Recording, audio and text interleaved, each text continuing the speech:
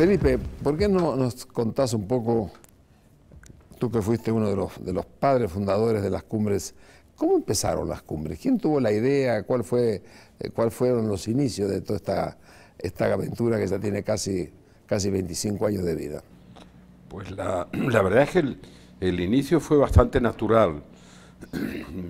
Nace de conversaciones que empezamos a tener el presidente de entonces de México, Salinas, y yo mismo, final del 89, principio del 90, con la idea de reunir a la comunidad iberoamericana, no a la comunidad de origen hispano, sino a la comunidad iberoamericana, que pudiera incluir a Portugal y a Brasil. Entonces, Salinas, que era muy rápido ejecutando y viéndolo, que era la gran propuesta era suya, le pareció una buena idea y empezó a trabajar, o empezamos juntos a trabajar. Pero debo decir que el mayor esfuerzo al comienzo lo hizo México. Y México fue quien más trabajó para que toda la comunidad iberoamericana pudiera aceptar.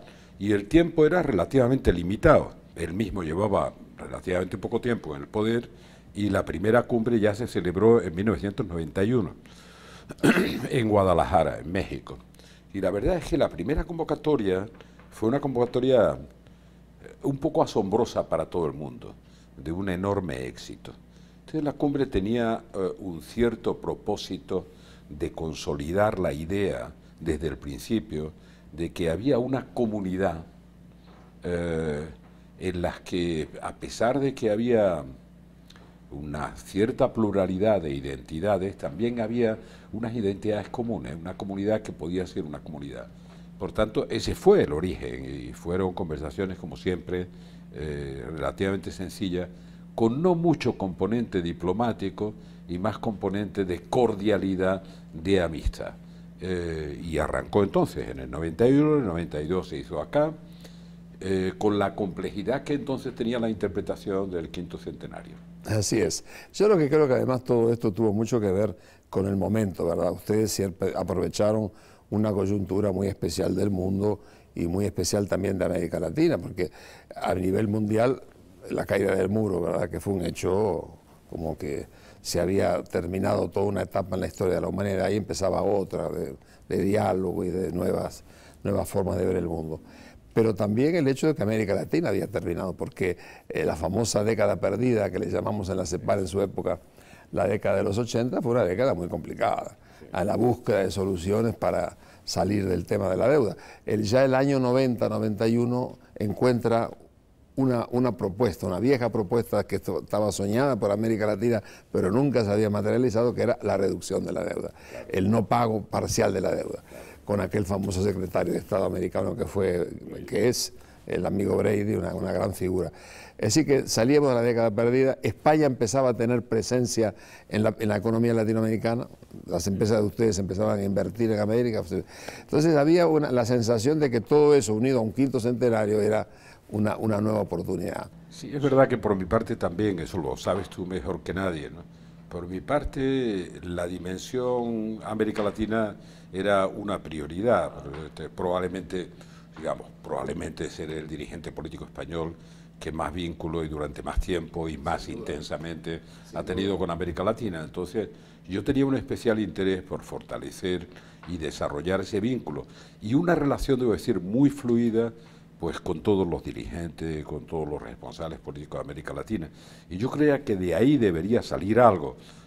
Debo decir, había de todo, ¿no? Había también la intencionalidad ya muy trabajada de que América Latina ganara país a país y en su conjunto una cierta autonomía. A mí me costaba trabajo, había dos cosas que me costaba aceptar. Una, que la relación con América Latina de esta parte del Atlántico, de lo que desde allí se ve como Europa, fuera una relación que tuviera que pasar por el norte, para entendernos, ¿no? Y la segunda, una idea que yo perseguía desde años antes, intentar una triangulación de la relación, que no hubiera solo una relación noratlántica con Europa, sino que hubiera una relación noratlántica, suratlántica que pudiera fortalecer un triángulo que todavía hoy me parece una idea que hay que seguir fortaleciendo y persiguiendo. Yo creo que sí. Ahora, yo te diría que también, yo recuerdo muy bien, yo estuve en las 23 cumbres.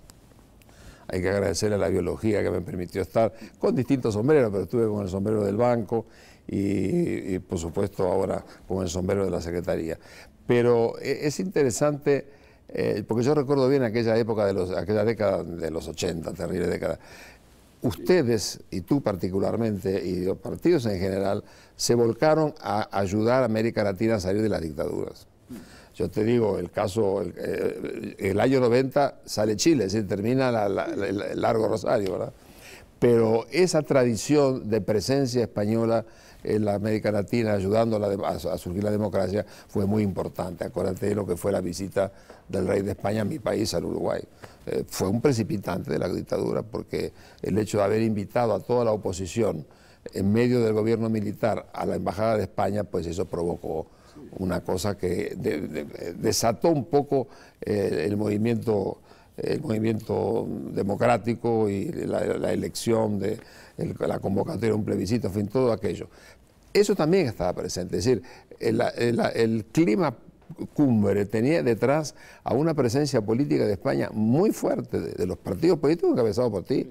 Es decir, y eso era una forma de plantar semillas, pero la plantaron en un buen lugar. Porque digo, México a lo largo de los años, es decir, sigue siendo México un gran país iberoamericano. No, México es impresionante. México para mí siempre ha sido espectacular. Como acabo de estar allí, coincidimos casi de vuelta. Es decir, las interpretaciones de México. México ha sido el gran refugio para tantos y tantos trasterrados, empezando por España, pero tantos y tantos de América Latina. O sea, la gente, a pesar de las simplificaciones que se hacían y de las críticas de la estructura vertical del PRI durante un periodo tan largo de tiempo y tal, pero México era un país abierto y de acogida. Y la gente no frenaba ahí sus aspiraciones, su libertad y su creatividad. Por eso yo creo que Salinas, que tenía... Salinas empezaba a negociar en México, a negociar con Estados Unidos para llegar al Tratado de Libre Comercio. Y él veía con claridad que a la vez tenía que fortalecer una relación hacia el resto de América Latina y hacia España. Yo creo que eso fue parte del impulso.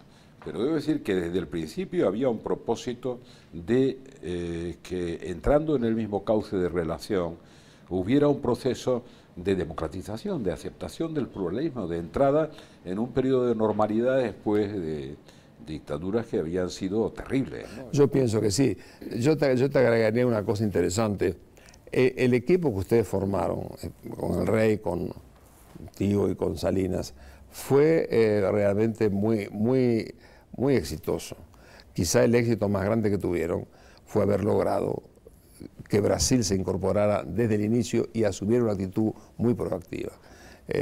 Y ahí fue ciertamente el propio Salinas que tuvo un papel muy importante. No, determinante, en realidad. Determinante. Digamos que el trabajo de Brasil lo hizo entero, en aquel momento lo hizo entero Salinas. Sí, yo lo continué después porque tuve muchas oportunidades. Pero la entrada de Brasil fue un factor muy importante, además asegurar también Portugal dentro del paquete, ¿no? Y yo creo que, yo recuerdo muy bien aquella reunión del 91, allá en Guadalajara, fue impresionante, impresionante, y sobre todo asistieron todos los jefes de Estado.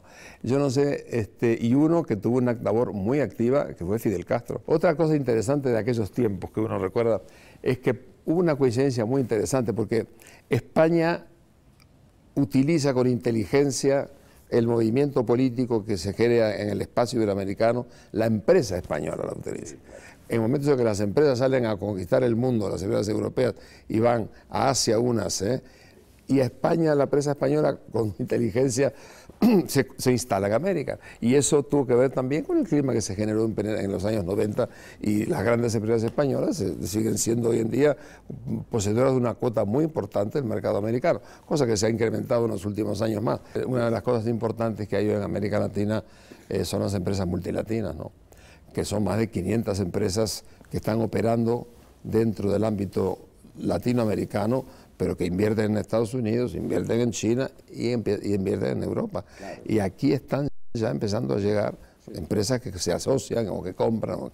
Yo creo que eso es una corriente muy saludable, como fue una corriente muy saludable también lo que empezó después con la inmigración latinoamericana hacia España.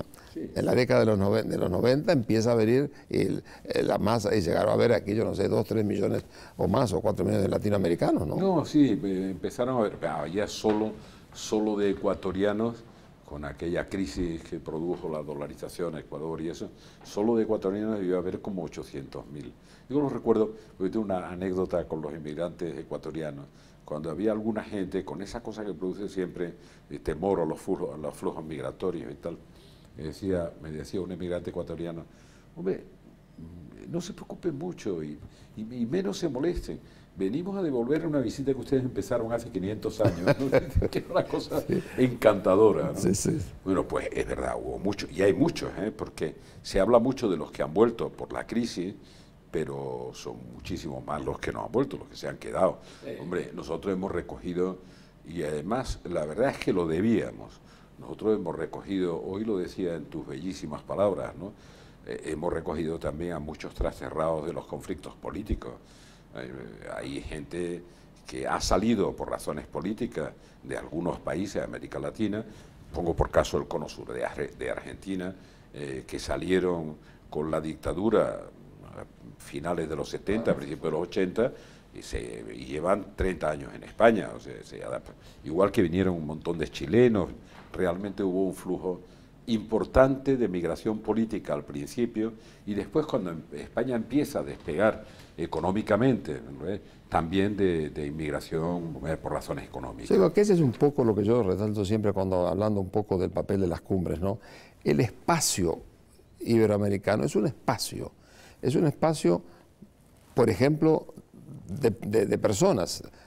Antes yo vine de aquí para allá, ¿verdad? En el 34.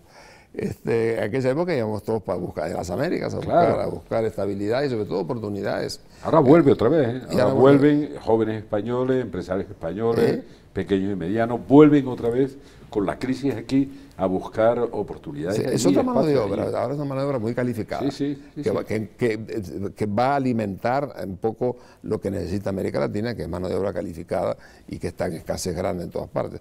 Pero la cumbre, yo siempre digo, es sorprendente, sinceramente, que en 23 años ha habido 23 cumbres. Es un hecho, porque por supuesto, dice un año faltaron 5 presidentes, bueno, pero estuvieron los ministros, es decir... Pero para ser realista hay un poco de agotamiento de materiales. Hay un poco de agotamiento. Hay que rebuscar, volver a buscar en el sentido... Por cierto, sentido de relevancia. Es que no tiene mucho sentido. En aquella época la cumbre iberoamericana era prácticamente, junto con las cumbres interamericanas, las únicas. Hoy en día hay cumbres de todo tipo. Sí, hay demasiadas. Demasiadas. Entonces, por eso que yo estuve muy insistente en la idea de que había que espaciar para que, de alguna manera, las actividades que promueven las cumbres, que son económicas, sociales, políticas, tengan un espacio de 2 años para ser programadas y no insistir en las agendas de los presidentes todos los años, cosa que se recibió muy bien. Y entre cumbre y cumbre, convocar cumbre de ministros, que son los que operan las cosas. Entonces, los años impares van a ser los años de promoción de la cooperación, con una cumbre de ministros de Relaciones Exteriores, donde se va a ver todos los campos.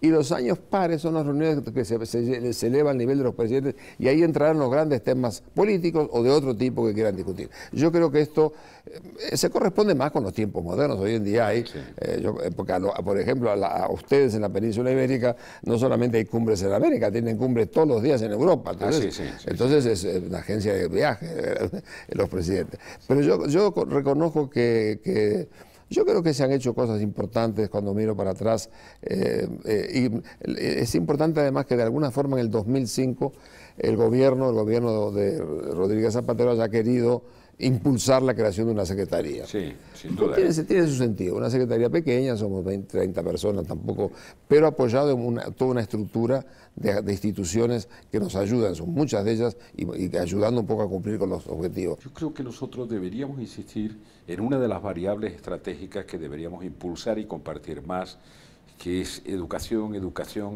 formación de capital humano, intentar insistir algo más en cómo se comparte y cómo se circula a través de la formación de capital humano, en investigación, en desarrollo, en innovación, deberíamos compartir más. Mucho eso, más, sin duda. Porque realmente, bueno, mi preocupación como, no sé, casi como ciudadano de las dos orillas, mi preocupación es que en América Latina, que la situación ha mejorado desde todos los puntos de vista, haya un exceso de, digamos, de especialización en exportación de materias primas, que se aproveche un momento como este para diversificar, para reindustrializar, para acceder con más fuerza a la sociedad del conocimiento. Deberíamos hacerlo juntos. En ese aspecto, la Asociación Iberoamericana tiene mucho sentido, porque además nosotros compartimos muchos problemas.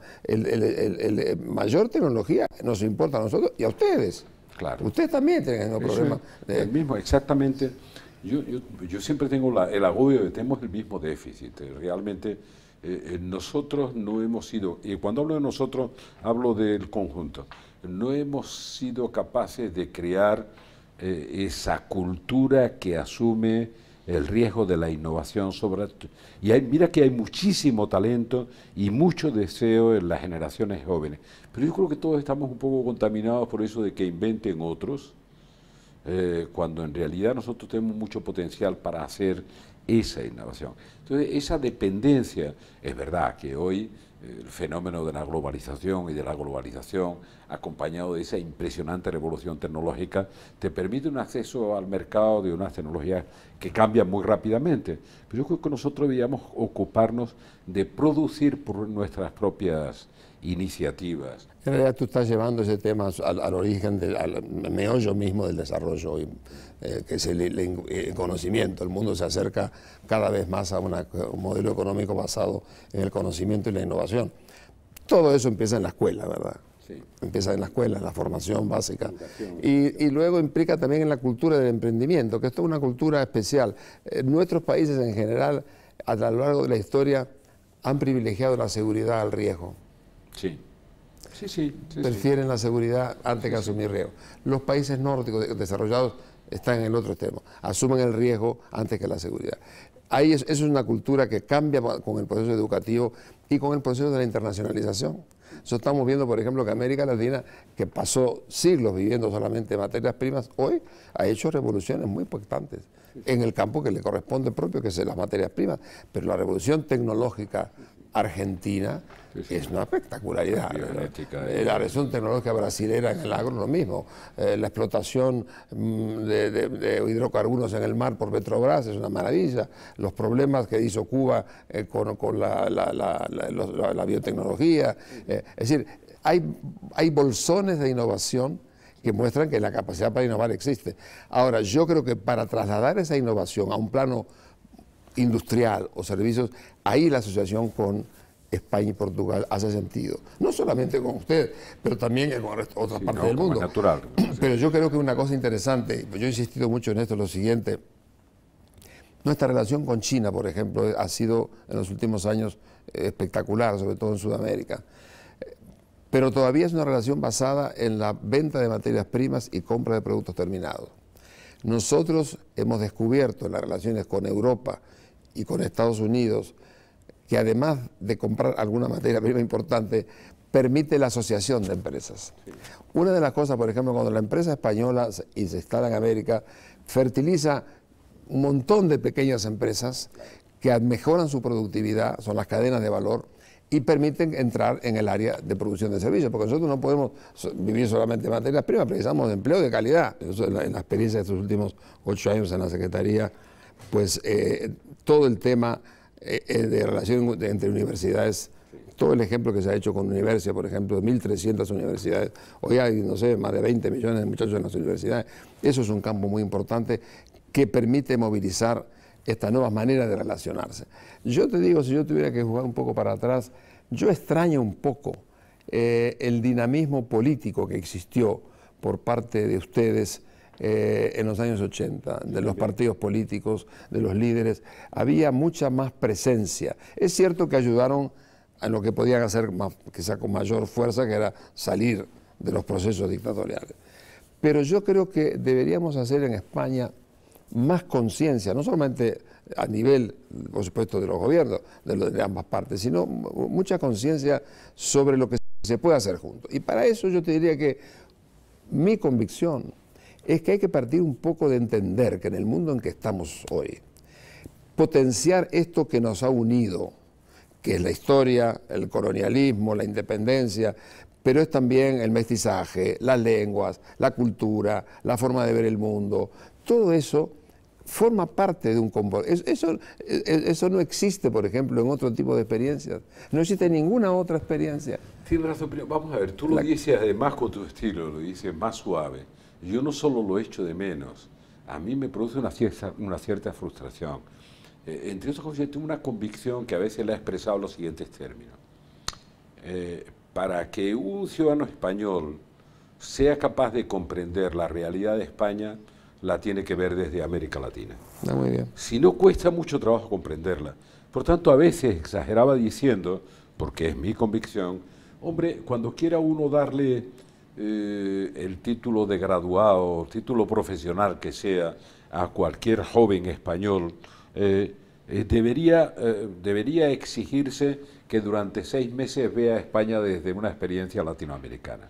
Pienso yo que para buena parte de la sociedad española, la inmigración que vinieron en los últimos 10 o 15 años caracteriza un poco lo que están pensando de América Latina. Una migración que viene a buscar oportunidades, empleo generalmente con poca formación. Hay poco ese concepto. Hoy en día en América Latina es al revés.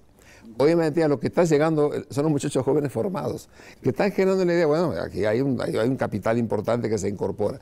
Yo tengo la impresión que habría que hacer mucho más para mostrar el potencial de esa relación. Primero el fundamento de la historia, que todo eso cuenta muchísimo. Desde el respeto de los contratos, o de las estructuras jurídicas, hasta la forma de hablar. Es decir, eso es muy importante, eso hay que potenciarlo, sin excluir todo lo otro. Claro. Comenzando por algo que se ha dicho, de alguna manera, a veces el sentido de la cooperación latinoamericana, que hoy está el regionalismo latinoamericano creciendo, y me parece muy bien que América Latina se ponga los pantalones largos para resolver por sí mismo sus problemas. Pero eso no puede ser excluyente, tiene que ser integrado. Y entre esa integración, ahí están los Estados Unidos y Canadá, que es una realidad, y está Europa, que es la otra realidad. Entonces, a partir de que estamos de acuerdo en que hay que profundizar lo latinoamericano, descubrir esa identidad es muy importante. Y ahí yo te digo que en general la percepción popular cuenta también. Las empresas lo saben. La empresa tiene otro concepto, la empresa viaja, se dan cuenta, tienen otro concepto, por eso que hoy en día muchas empresas españolas tienen latinoamericanos en la conducción de las empresas en América, y como debe ser. Entonces yo pienso que de alguna manera, en ese sentido, a mí me apena un poco que no haya un mayor esfuerzo, ese tipo de esfuerzo. Yo creo de poder entender dónde está el potencial de cooperación, que como te digo, no excluye lo que hay que hacer dentro de América Latina, ni excluye que esa América Latina tiene que mirar a Estados Unidos, a Asia y África. Como es natural, a todas partes. A todas partes. De hecho, a mí, y estas son conversaciones que hemos tenido, a nosotros nos tocaría hacer un papel todavía hoy en la relación en la que me refería antes, triangular, porque veo que hay más facilidad para que Estados Unidos, Canadá, llegue hasta la Patagonia chilena en todo lo que concierne a la economía Asia-Pacífico, que llegue hasta la Patagonia argentina en todo lo que concierne a la economía atlántica y a la relación con Europa. Yo veo con preocupación, nosotros ahí deberíamos de hacer un papel, pero para eso tenemos que tener mucho más compromiso y más presencia. Deberíamos hacer un papel para convencer a todos de que la nueva relación que se está negociando ahora, desde el punto de vista comercial, etcétera, de eliminación de barreras, Estados Unidos-Europa, debería bajar hacia América Latina. Yo te digo una cosa, ¿por qué esta preocupación por generar un interés legítimo que pues, se profundice un poco en la opinión pública? Es un poco el líder político mundial que más días pasó en América Latina en los últimos 10 años, es el presidente de China. No es el presidente de Estados Unidos, no es el presidente de ningún país europeo, incluyendo el español. Es decir, es muy interesante. ¿Por qué el presidente de China, que vino a los 3 meses de asumir su cargo, visita América Latina y ahora, un año después, ya está visitando de vuelta? Porque hay una relación que está alimentada políticamente en ese sentido. Yo tengo la impresión de que, yo entiendo que los líderes, todo el mundo está ocupado y tiene muchas reuniones, muchos problemas, pero me parece que es importante trabajar en eso, porque yo creo que eso es y eso no es, eso iberoamericano. No compite con otras cosas, ni al contrario, complementa otras cosas, ayuda. Y ese es un poco el sentido que me dieron estos 8 años al frente de la Secretaría. Yo creo que hay un enorme campo para hacer y como tú dices, en el campo de la educación es muchísimo, lo se está haciendo mucho. España hoy en día, a través de la OEI, tiene una presencia en el tema de la educación como en ninguna otra institución. Es decir, y ha hecho una contribución muy importante. Y lo mismo tenemos que hacer en el campo de tecnología, asociación de institutos de investigación. Yo cuando uno ve todavía, salió el otro día en la prensa, yo no recuerdo las cifras, pero por ejemplo, ¿cuántas patentes se registraron en el año pasado? Aparece 68.000, algo así, Estados Unidos. 44.000 Alemania, es decir, no sé, o 20.000 China. Cuando aparecemos nosotros, que son casi... Entonces, a veces, muchas veces las imágenes hay que ayudar a cambiarlas y para eso mostrar ese potencial. Y es para eso que están estas secretarías. Yo creo que estas secretarías están para ayudar, en cierta manera, a construir una imagen que parta de los fundamentos sociales, políticos y espirituales que unen a todo esto y a partir de construir cosas.